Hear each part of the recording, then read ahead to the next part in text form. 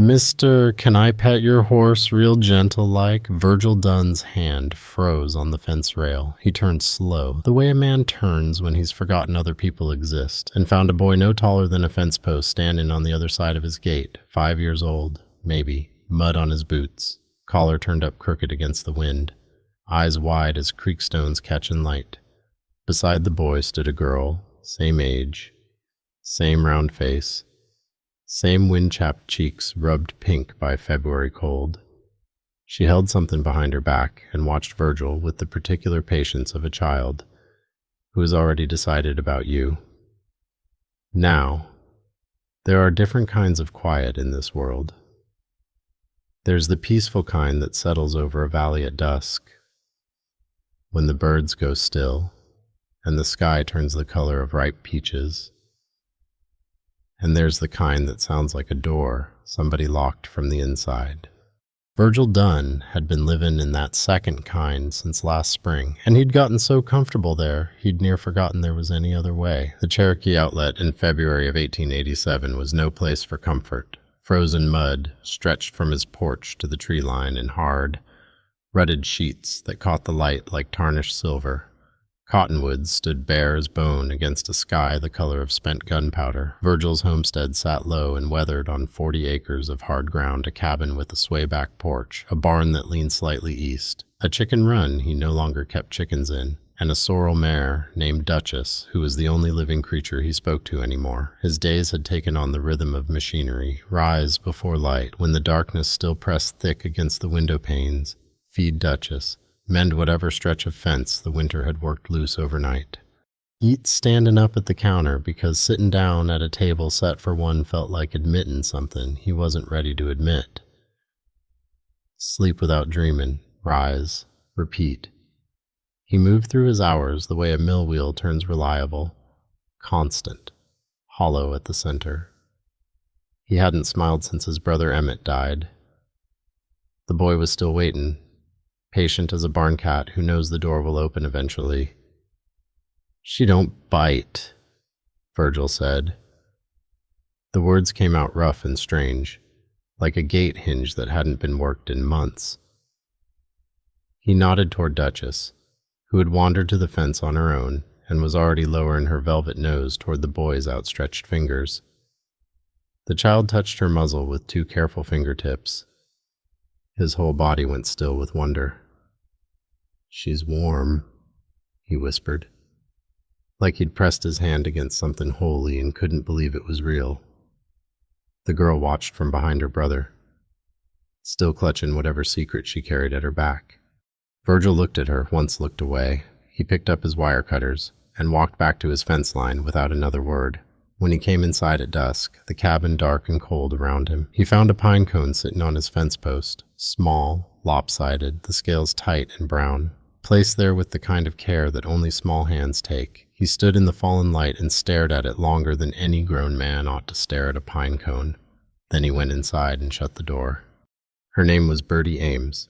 She'd arrived on the supply wagon 2 weeks prior with a steamer trunk, a brown milk cow, and 2 children who didn't know the meaning of the word boundary. Virgil learned this not from Birdie herself. They'd barely exchanged a nod the day she moved onto the abandoned homestead claim east of his property, but from the twins, who delivered information the way February delivers, cold, steady, relentless, and impossible to keep out no matter how tight you sealed the cracks. The boy was Cole. The girl was Cora. Cora came back 3 days after the first visit. She walked right up to Virgil's porch while he sat oiling a hinge and held out the pine cone he'd found on his fence post. Her fingers were red with cold. Her eyes were serious as a parson's. "I left it for you," she said. "I found it by the creek. It looked lonely, so I brought it to you." Virgil's throat closed around something sharp. He took the pine cone, turned it in his calloused palm.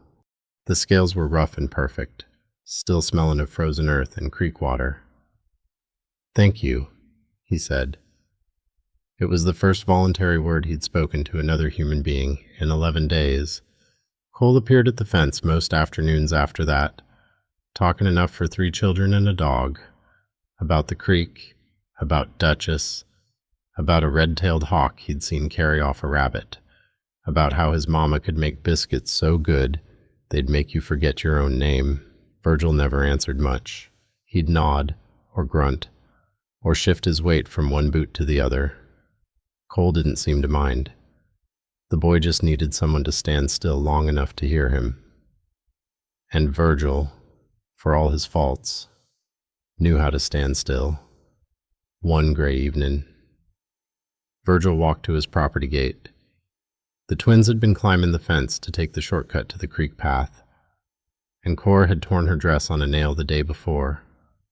He unlatched the gate, left it open, told himself it was just easier this way, told himself it didn't mean nothing.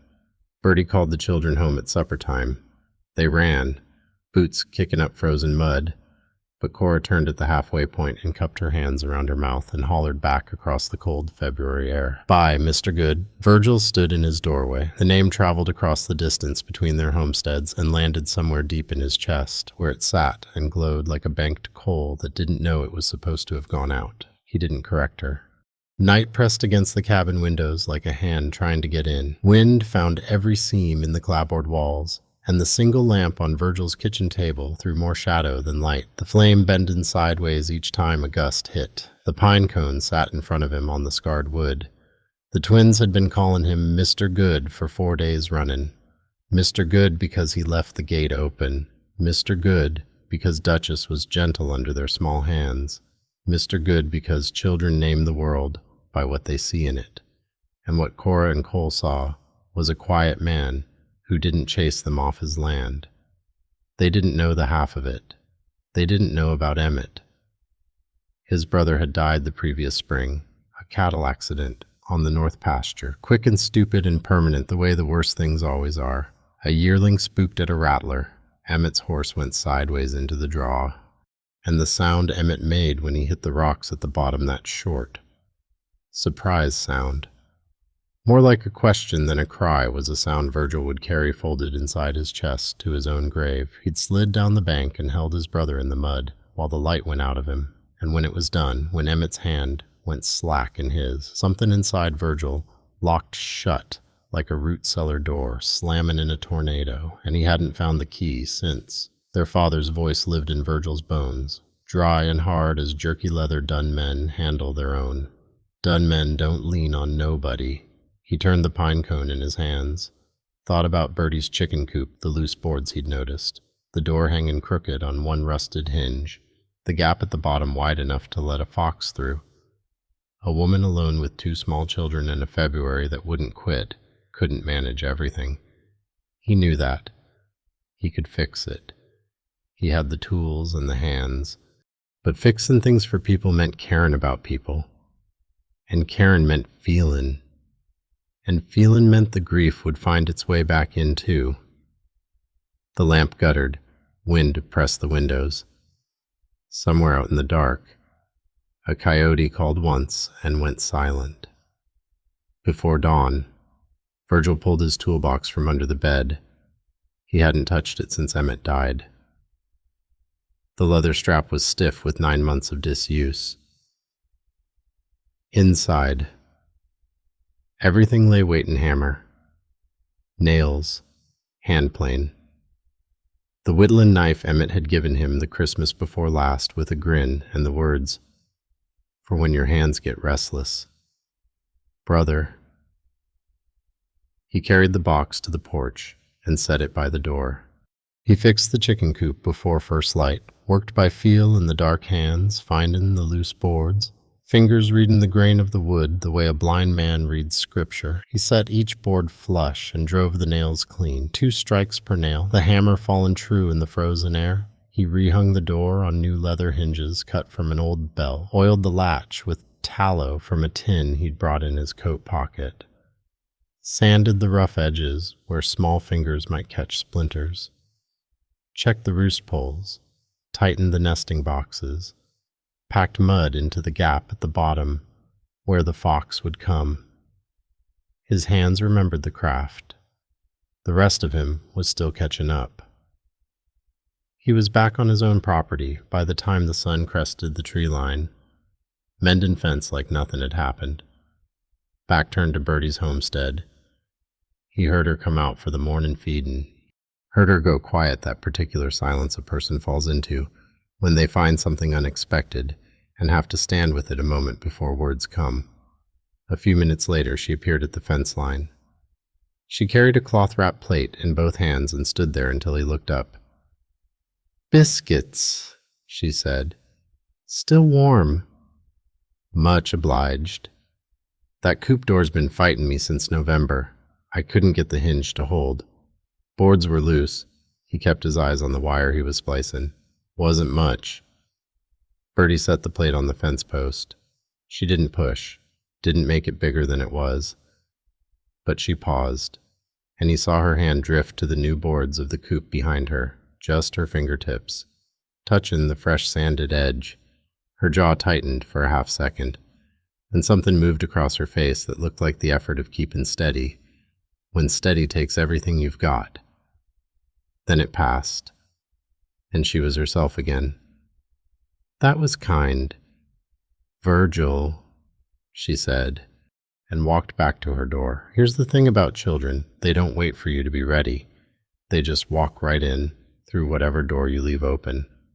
Cole took to following Virgil to the barn every afternoon. The boy had 100 questions stored up and no intention of holding a single one back. How old is Duchess? Does she like apples or carrots better? Can horses dream? If they dream. Do they dream about running? My pa had a horse once, but it wasn't as pretty as yours. No, sir. Cora was quieter but more persistent in her own way. She left things on Virgil's porch, a blue jay feather, a creek stone smooth as a button, a piece of yellow ribbon tied in a bow, small offerings, placed with ceremony at the edge of his top step, like she was furnishing a church nobody else could see. That evening, Virgil sat on his porch for the first time since Emmett died. Not working, not mending, just sitting, with his hands empty in his lap. Through the cold, still air, he could hear the twins laughing inside Birdie's cabin, that high, bright sound children make when they're warm and fed and don't know yet how rare that is. The sound traveled across the open gate and settled around him like a quilt he hadn't asked for. The days found a rhythm, and the rhythm had small boots in it. Mornings, Virgil worked his land fence, barn, firewood, the endless conversation between a man and 40 acres that never quite gets finished. Afternoons belonged to the twins. Cole learned to brush Duchess with long, steady strokes, always with the grain. Talk low so she knows you're near, and if she flicks her ear back, slow down. You're going too fast. The boy's tongue poked out the corner of his mouth when he concentrated, and he brushed that mare like she was made of something that might break. Cora perched on the top fence rail with her corn-husk doll, Miss Catherine, and narrated stories in a voice that sounded suspiciously like the schoolteacher over in Caldwell. Miss Catherine had opinions about everything: the weather, the chickens, the proper way to set a supper table. Virgil mended tack 3 feet away and listened to every word without letting on. Birdie and Virgil shared longer silences now. She'd hang laundry on the line stretched between their properties, while he split wood 10 yards off. And neither one felt the need to fill the air between them with talk. Silence between two people who are comfortable ain't empty. It's just a room with the furniture already in place. One afternoon she paused with a wet shirt in her hands, water dripping onto the frozen ground, and said without looking at him, "Some days I just stand in the yard and forget what I came outside for."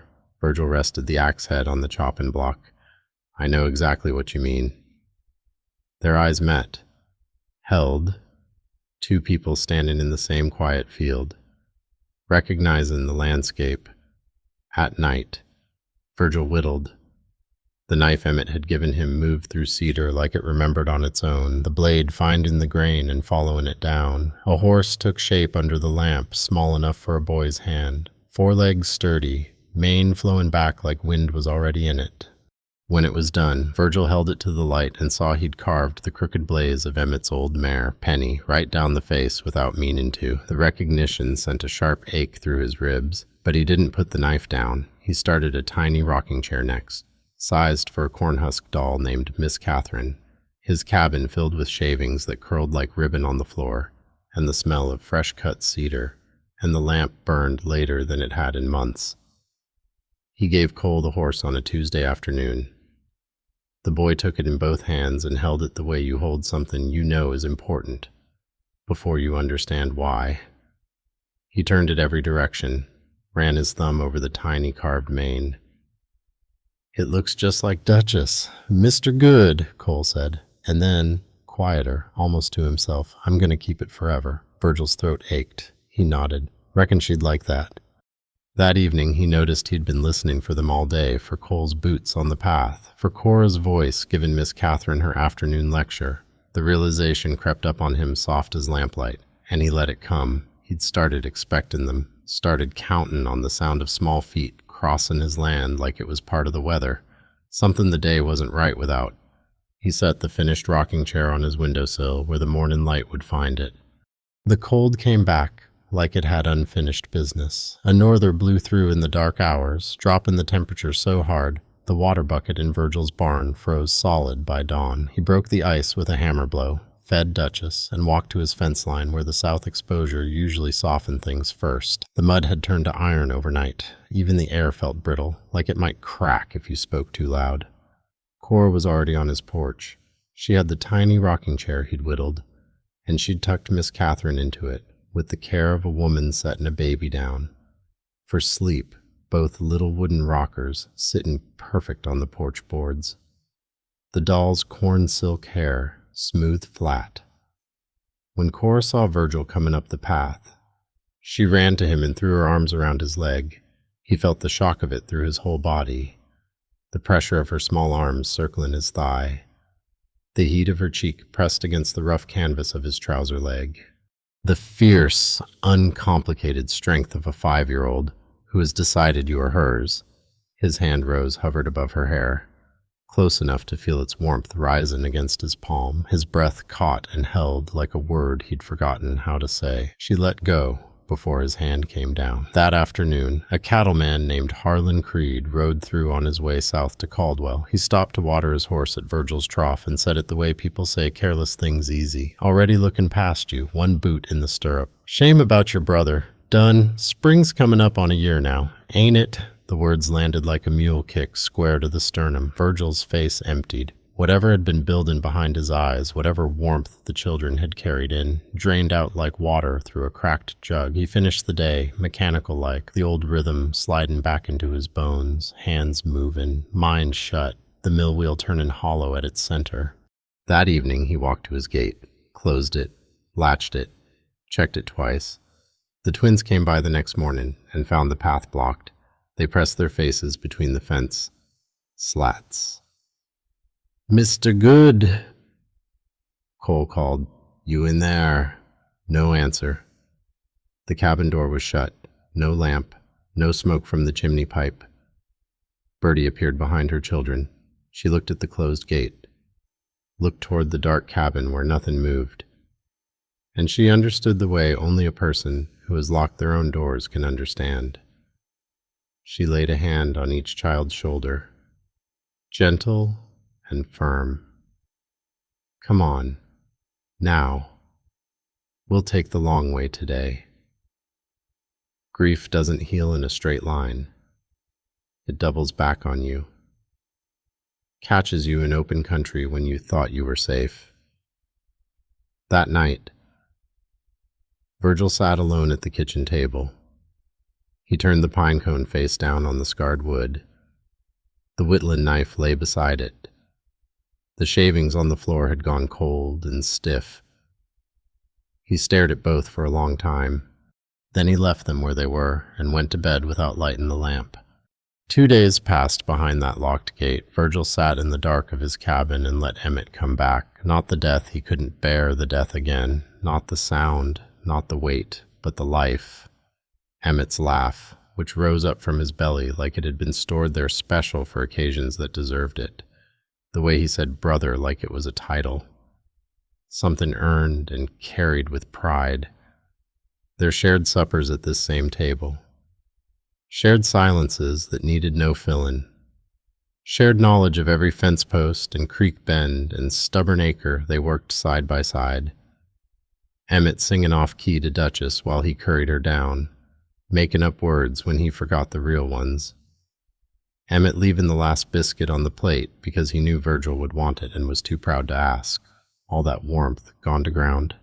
And here was Virgil letting new warmth in through an open gate, and didn't that feel like saying the old warmth wasn't enough? His father's voice, hard and dry in the dark, done men stand alone, always have, always will. But Emmett hadn't stood alone. Emmett had been the one who waved at neighbors from the fence line, who carried broth to old Widow Kessler when she took sick, who said over supper one night with his fork pointin' for emphasis, "We ain't meant to do this by ourselves. Virg, that ain't what the land's for." Emmett would have already been over there mending that chicken coop. Emmett would have built the twins a whole barnyard of whittled animals. Emmett would have loved those children like they were his own, because that's who Emmett was. And closing a gate against that kind of love was the furthest thing from honor in his memory. The thought cracked something loose in Virgil's chest, not broken, shifted, like a log in a jam, finally giving way to the current. Isolation wasn't honor in Emmett, it was burying the best of what Emmett left behind.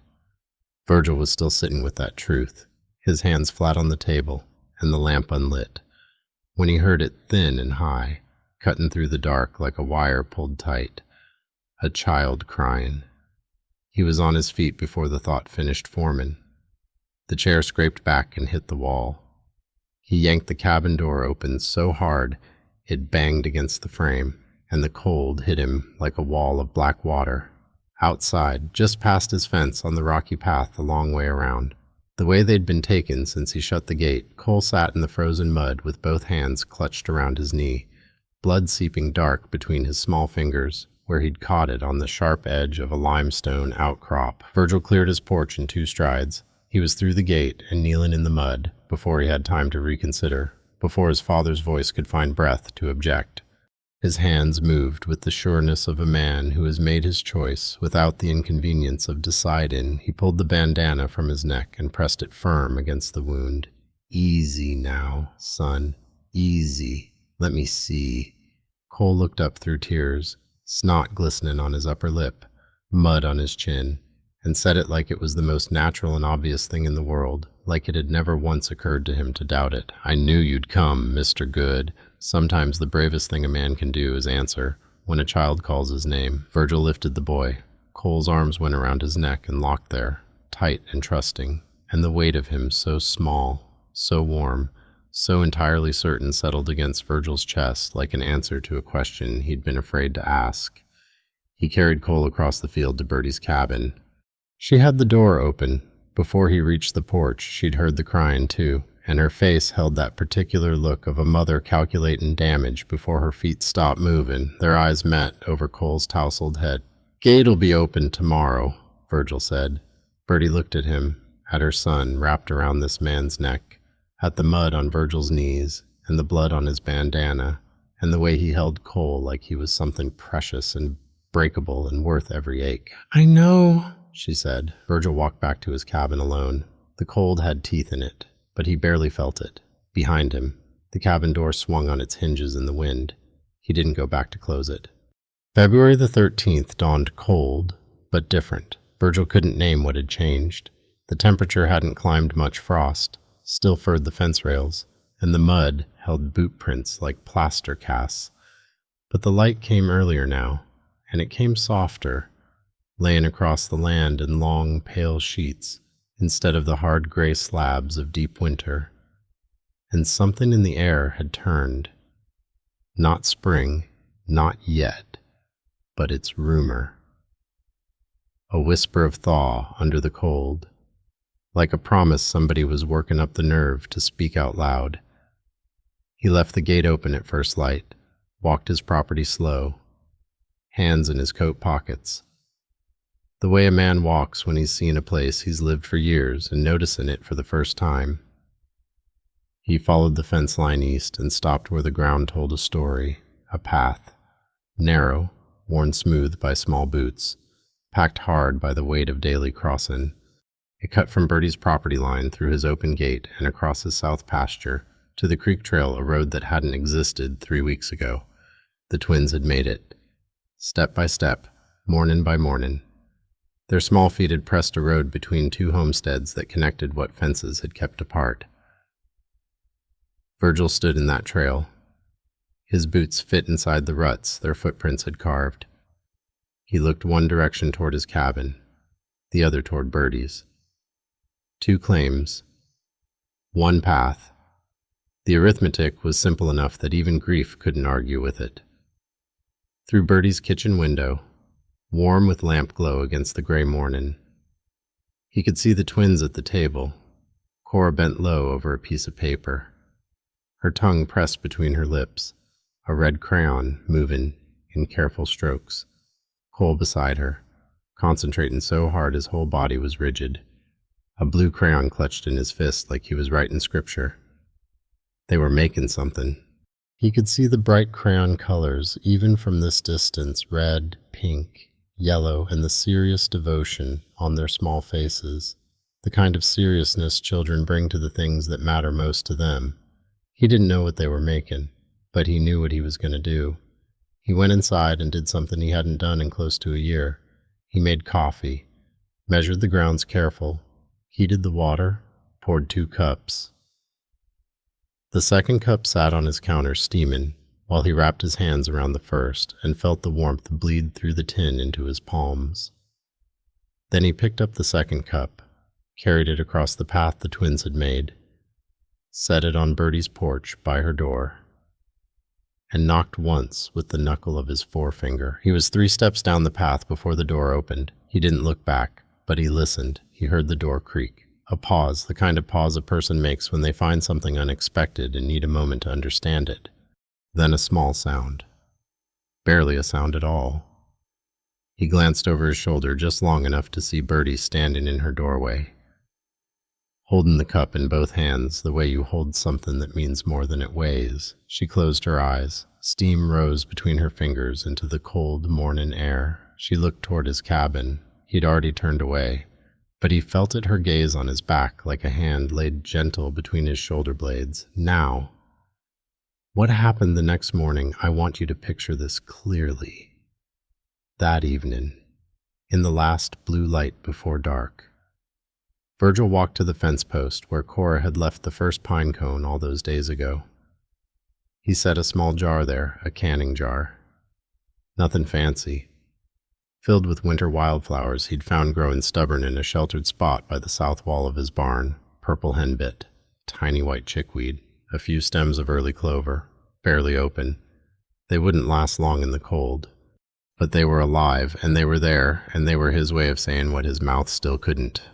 Valentine's morning broke soft over the Cherokee Outlet, cold sun on thawing mud, frost on the fence rails, but melting already, running down the posts in bright beads that caught the new light. The sky was pale blue for the first time in weeks, high and clear and open, the kind of sky that makes a man look up whether he means to or not. Virgil was on his porch, hands wrapped around his coffee, when he heard them coming, small boots on packed earth, moving fast, the particular rhythm of children running when they carry something important. Cora's voice first, "Hurry up, Cole," and then both of them appearing on the path, their path, the one their feet had pressed between 2 homesteads, running flat out with their coats flapping and their breath making white clouds in the cold morning air. "Happy Valentine's, Mr. Good," they hollered it together, breathless, grinning so wide their faces couldn't hold it all.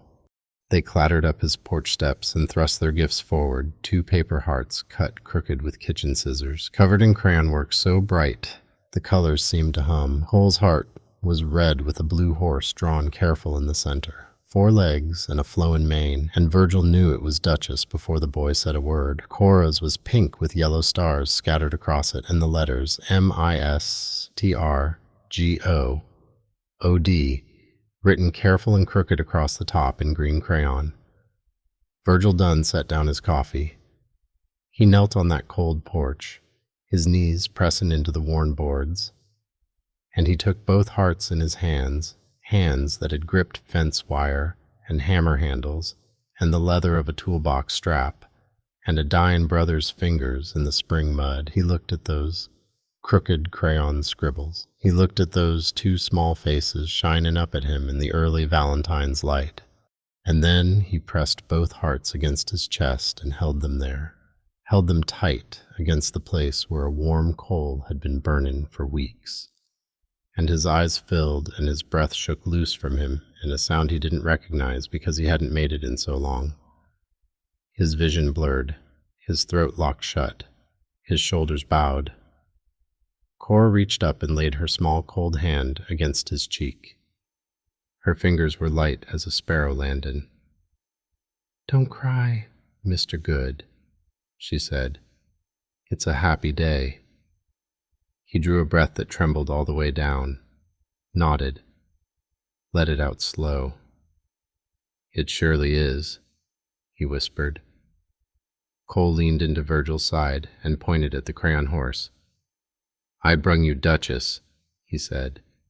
"See, that's her mane right there. I made it blue 'cause I ran out of brown." Virgil looked at the blue mane, something in his chest that had been holding on for almost a year, holding tight, holding shut, holding against the terrible possibility of feeling finally let go. Not with a crash, not with a sound, just a quiet release, like a fist opening finger by finger to show what it had been protecting all along. "I see her," he said.